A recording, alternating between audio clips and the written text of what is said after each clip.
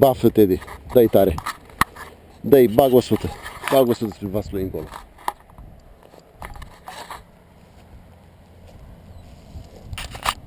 Sunt mulțumit. Realmente.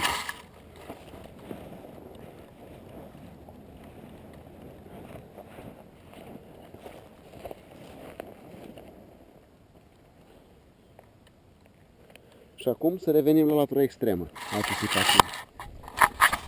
Cu soarele în cap, bagă coconea.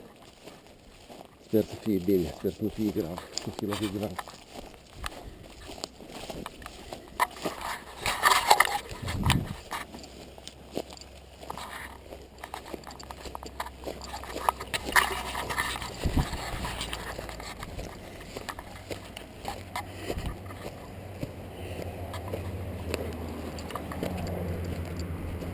Ia să vedem unde am aterizat, că nu-mi dau seama. Exact. Exact la Virgil și la Cabelia. Incredibil.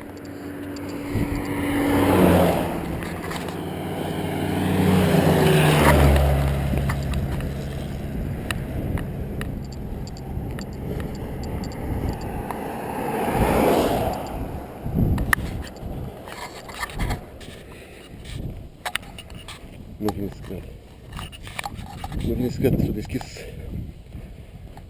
o nouă eră a zborului, cum să spun, coordonat frumos de turn.